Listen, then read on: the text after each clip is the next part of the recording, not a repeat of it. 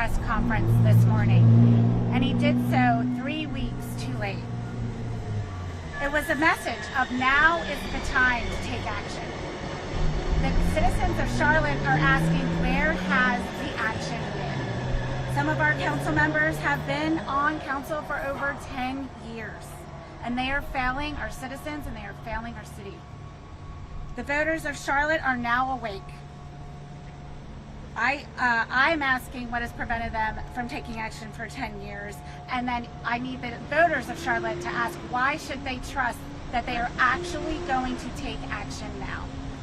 They had the opportunity and they have not done so. It is a time for change in Charlotte, and I hope that the voters have woken up. I want to thank the police officers in our city for doing their job. They are putting their lives on the line every single day to protect us. It is now time for our leaders to step up and do theirs.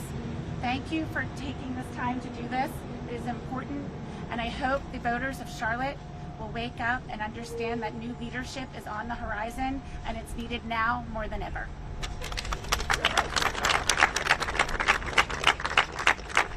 Good morning. My name is Ed Driggs. I'm a member of Charlotte City Council for District 7, and I chair the city's Transportation Planning and Development Committee. Today, we mourn Iryna Zarutska. We are shocked and horrified at the graphic images of the crime that was committed against her. This crime is particularly heinous because she was an innocent, defenseless young woman, because she came here from Ukraine, a country that is heroically fighting our enemy Russia and has discredited them as a superpower. Because her assailant was a mentally ill, prior arrestee, had been in the system. How could all of this happen? We are shocked, horrified. We are also angry. Yes. We are angry. Yes. We are all angry. Not just Republicans, all of us. To have something like this happen in our city is an insult to everybody who lives here. So the only good news, I guess, to come out of it, I will emphasize the fact you cannot have quality of life in a city where you're not safe. So if you are concerned about the difference between a criminal and a mentally ill person, do not be. They need to be confined. Yes. The public needs to be protected from them. Yes. Afterwards, you can worry about whether they ought to be in a treatment center or a prison or where they should be, but they cannot be out in circulation. Yes. All of these prior offenders, and again, people with mental disturbance who have demonstrated a propensity for violent crime, they need to be taken out of circulation. The only good news I can say to come out of this is it has galvanized some action. So the city of Charlotte, for example, is calling in off-duty police officers and increasing manpower.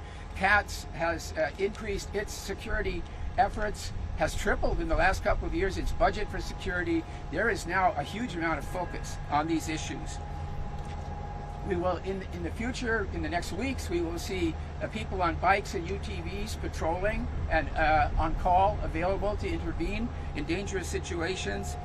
And going down the road, if we're able to proceed with our mobility plan, the new authority is going to have its own police force. It's going to be a whole different security situation on public transportation if we get the resources and are able to proceed with our plan. I have to emphasize, as has been noted, a lot of this is not about the Charlotte City Council in the end. And as a 12-year council member and one of 2 Republicans that whole time, I have advocated for more funding for police. I have advocated for tougher enforcement, more aggressive enforcement.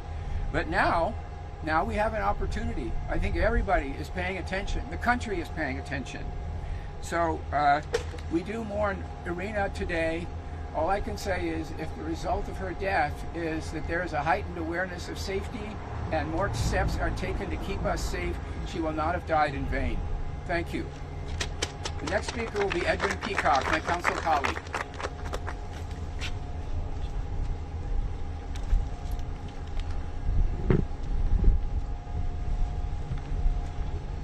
Priorities. Moments like this shake us at our very core. Moments like this shake us at our very core when a mentally unstable, repeat offender who should have been institutionalized murders an innocent woman on a public transit system that we are all charged to protect. We must stop and ask ourselves, what are our priorities? It is in moments like this that we must acknowledge, as a city and as a community, we have failed. We live in one of the most successful and prosperous cities in one of the most prosperous states in America. And yet, we look at our choices. We prioritize $645 million to the Panthers Stadium, while we know that we need 600 more police officers in Charlotte. We prioritize $245 million of upgrades to the Spectrum Center, including a $32 million practice facility for the Charlotte Hornets, while we know just miles away our jail is too small and our mental health facilities are overwhelmed.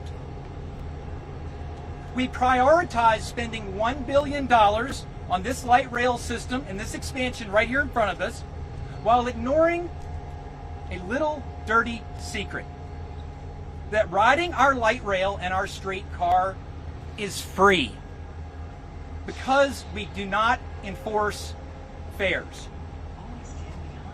Ladies and gentlemen, sports arenas or safety? That is a question about this tragedy that forces us to confront it. Since the tragedy, I have called for two immediate actions.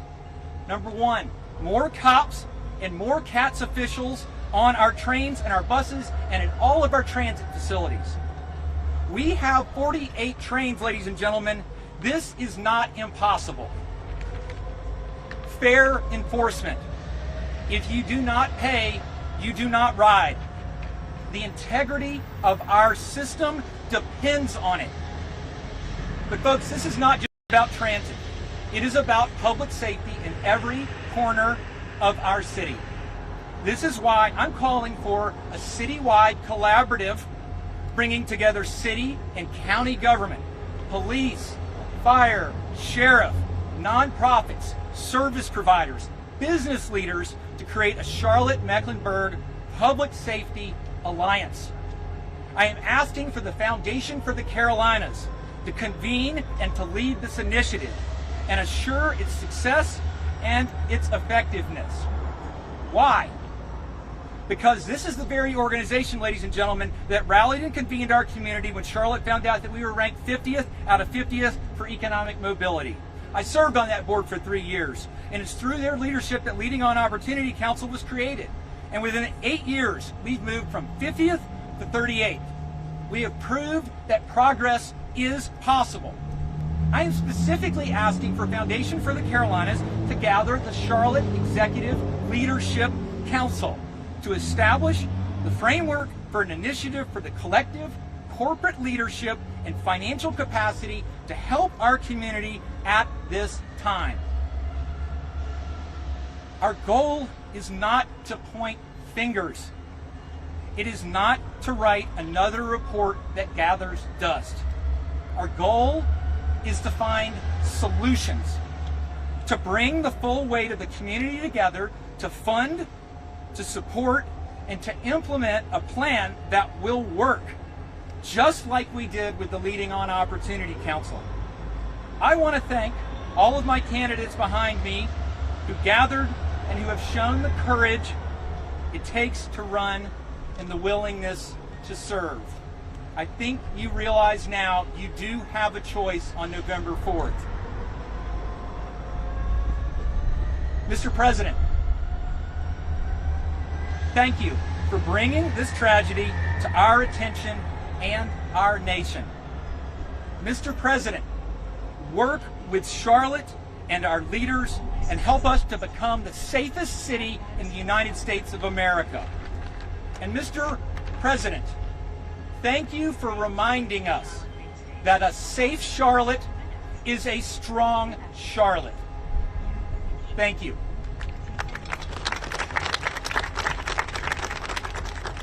Ladies and gentlemen, I can think of no better way to close out this meeting than to welcome up my friend Tatiana Thulian, who is a native of Ukraine. She immigrated here legally from Crimea. She is also a member of Opera Carolina. We'd like to ask her, and we'd like for you to join with us in singing our nation's national anthem.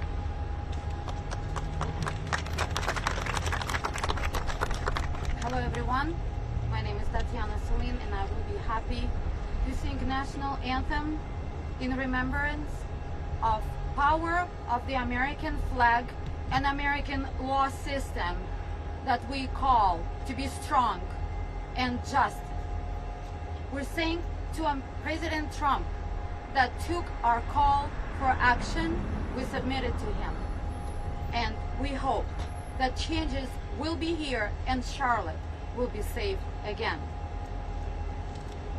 Oh, say, can you see by the dawn's early light what so proudly we hailed at the twilight's last gleaming, whose broad stripes and bright stars through the perilous fight are the ramparts we watched were so gallantly streaming, and the rockets' red glare, the bombs bursting in air, gave proof through the night that our flag was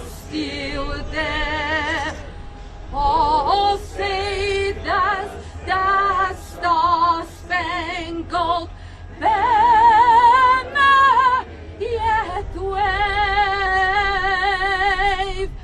Oh, the land of the free and the home of the brave.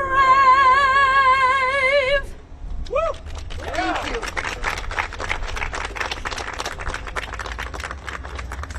Thank you. Iryna Zarutska's life was taken too early. A life shortened by an event that was preventable. A life that should be remembered, celebrated, and marked as a point of change. To be able to turn away from those liberal policies that took her life way too early, as well as those that perpetuate it. We will now take questions. Yes, Jason, right here. Please. Nick Delicate now with WFAE and NPR. So I've heard a lot of speakers today blame Mayor Lyles and Democrats for being soft on crime. Can you name a specific city or county policy that led to Mr. Brown being freed on August 22nd? Yeah, we continue to see the policies of cashless bail, where you continue to see policies that allow a revolving door within our courts and within our judicial system to occur, to allow individuals like Mr. Brown to perpetuate the crimes that he did. Yes, Next but question. bail policy is set by state law. And as we heard yesterday from Speaker Hall, they are in the process of the General Assembly reviewing all these laws that would allow individuals like Mr. Brown to be back on the streets, and we look forward to the General Assembly coming back. Yes, sir. Yes, going off of that, House Speaker says he wants to address pretrial release and look at new rules for magistrates. You have a working supermajority. How soon do you expect that legislation to be taken up by the General Assembly? Sure, you heard from Speaker Hall yesterday where I believe that he's in the process right now of assembling his teams to be able to take a look and bring this short order to the General Assembly for consideration. Yes, sir. I'm curious, we're talking a lot about the light rail and the tragedy that occurred. This light rail line has been run this way and policed this way. So why are you just now suggesting that there need to be wholesale changes? What was going on for the past years? Her death is one of 100 that occurred this year, the year before that. it has taken an event that is so tragic and so startling to the public for this attention to be brought. As I mentioned at the start, over 3 weeks ago, we had considered coming here to talk about the municipal elections, to talk about the individuals that have run this city for far too long and the policies that have allowed this city to crumble. We look forward to change coming and being able to make sure that North Carolina and especially Charlotte does not continue to see record high homicide rates that are over 100 per year, everybody. Hundreds of lives taken far too short. Next question. Mr. Chairman, yes. I know speakers have highlighted Mr. Brown's long criminal record, but the night of the stabbing, he was facing a non-violent misdemeanor and had been ordered to undergo a mental health evaluation. Are you saying that judges should detain people indefinitely based on past crimes rather than current charges?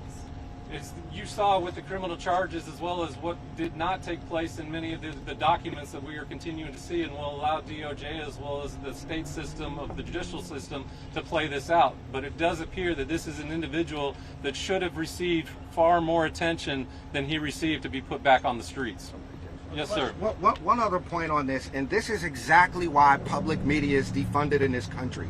Instead of talking about why a person who was robbed people, who physically harmed people, was locked up, we want to wonder about the past and what he was out on now. This young man murdered somebody, plain and simple.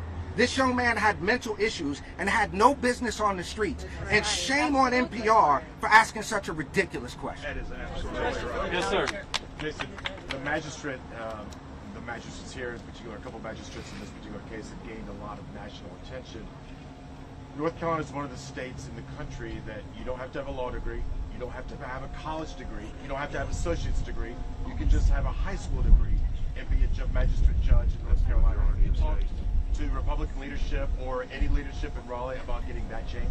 Yeah, I think as you've heard with Speaker Hall yesterday, I think all options are on the table to review our judicial system to ensure tragedies like this do not occur. I guess I just want to clarify. Yes, sir. Are the county chairs, should folks vote for this transit tax in Beck County if there's concerns about safety on the light rail? We're fully aware of the need for infrastructure improvements. We're fully aware for the need for infrastructure improvements in Mecklenburg County, and we're also in favor of putting that towards the voters. So the voters in Mecklenburg County know what they need best, and they're going to go to the polls this November and make that decision on their own. Perfect. Yes, ma'am. Final question, then we need to wrap so we can have people get back to their jobs. Yes, sir. President Trump has either deployed or considered deploying the National Guard to multiple major cities in recent weeks to, in his words, address rising violent crime.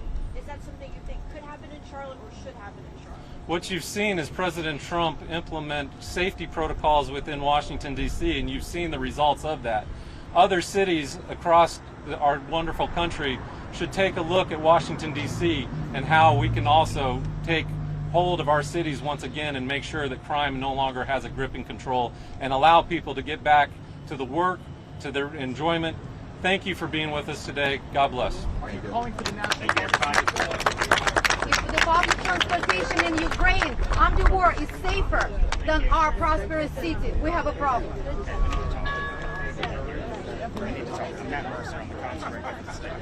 How are you? You need to know your name first. All these questions. I would have rather not speak next time. Let's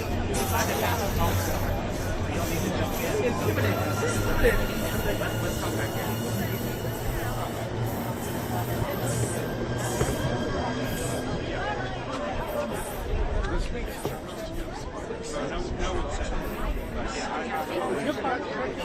On my leg like that.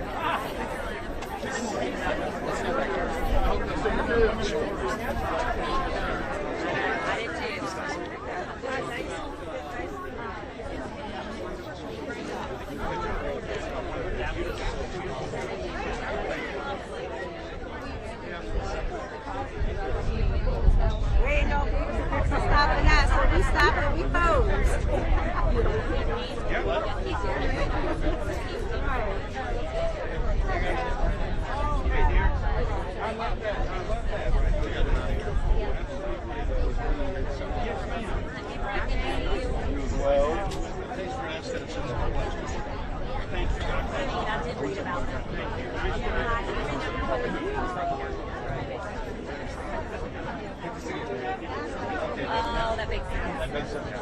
Just make sure there's still hot mics.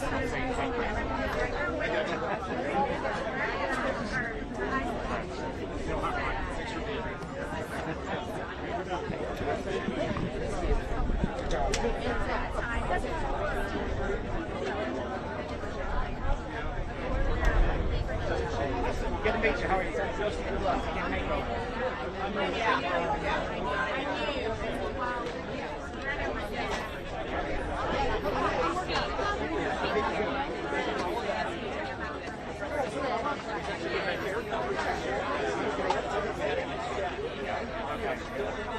Well, if you win, I'm going to give me like a hat or a t-shirt.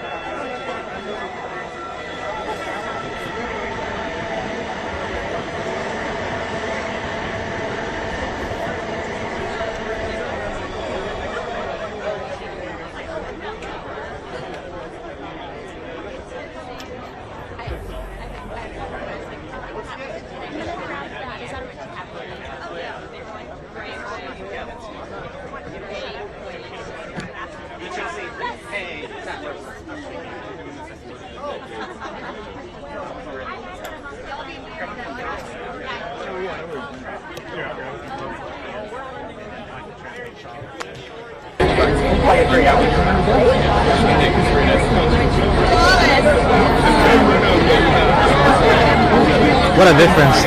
You know, selling everything. I know, man. I freak out if I don't have my long one with me because that's my safety blanket. All else fails. That's what everybody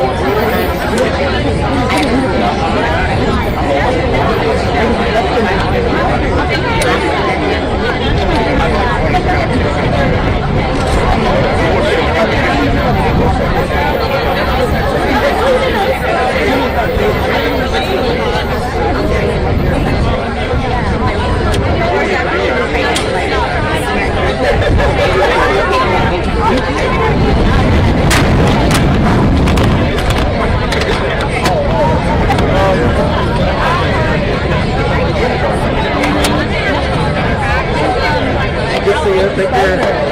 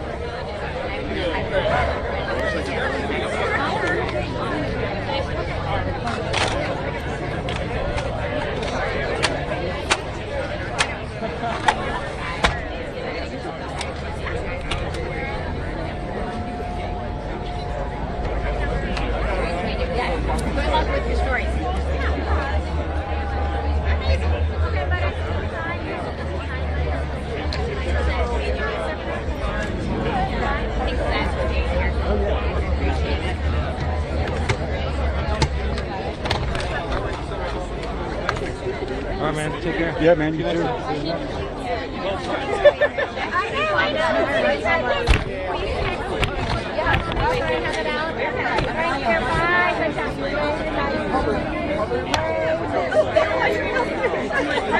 can ask me.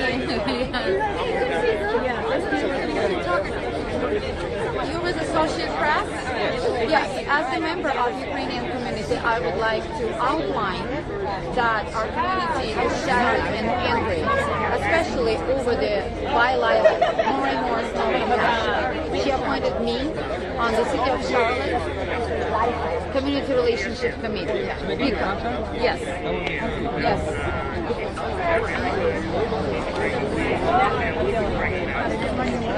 Good to see you. Your word's not mine. I can't use it. resigned, and I let them know that for 2 years I had addressed the difficulties that this European Union has but you don't have any system of support. So I addressed that, and it was ignored. I wrote to the mayor several times, and he worked hard too, so we could maybe, Good to see you.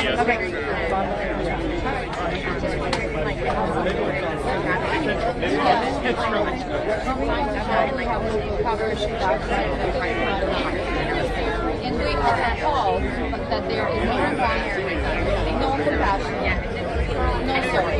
She doesn't get out. She should have been worried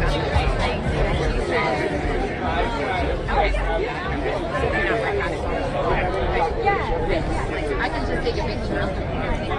I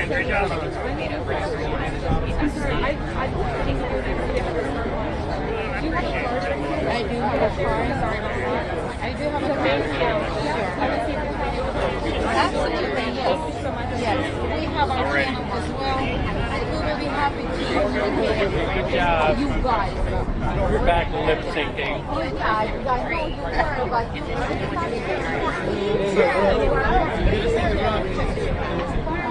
Yeah, I like your Facebook Yes. this morning as well. Yes. You're running late.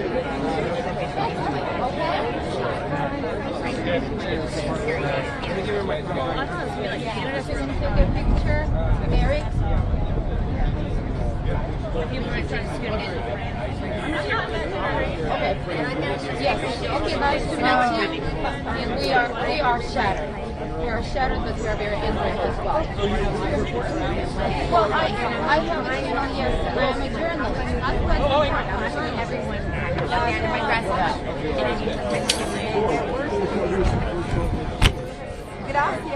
Gracias. Sí, ¿cómo se llama? María Elena Conaway, soy la vice-chair del condado de County. Oh, mucho gusto. Mucho gusto. Sí, ¿Y dónde sos? ¿Qué país? Mexicano. Tengo 2 sobrinas casadas con mexicanos. Sí. ¿Y vive aquí en Charlotte? Aquí en Curo Charlotte, Exacto. ¿En qué lugar? Sí, toda la referencia. Sí.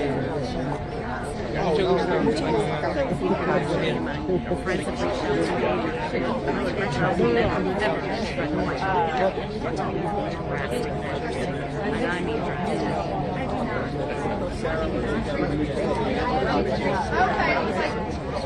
Today, you know what?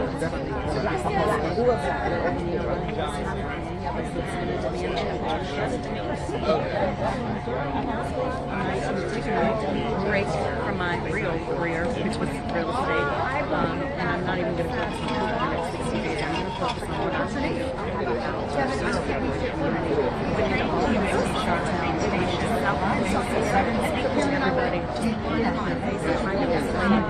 what's been happening. How are you like connecting with That's what I'm doing. People want to talk to me about we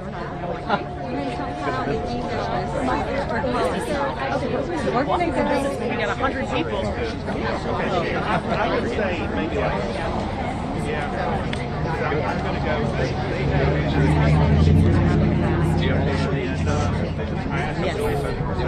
That's 5 right there. Okay, I got you. And I'll circle around. Okay. We're going to go have lunch with Liquid Smokehouse. I appreciate that. They're doing the junior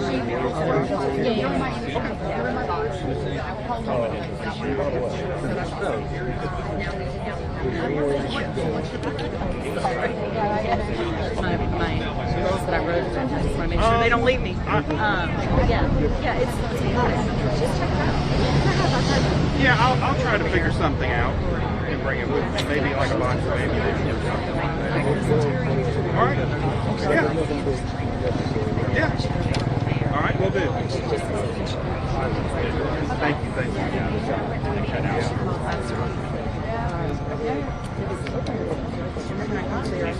you. Only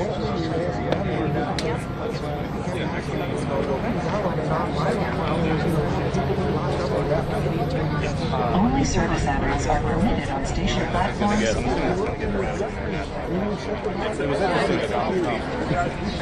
Train approaching. You said y'all are going to where?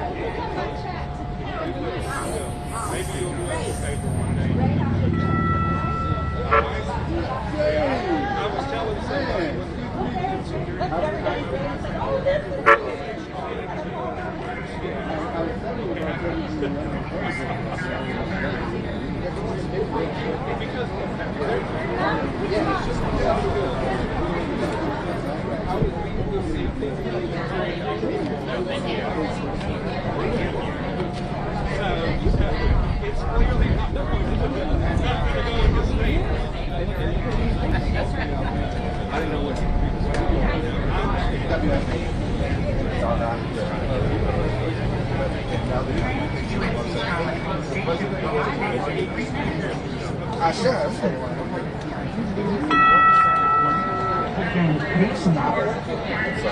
Well, absolutely. I just want to say thank you guys for coming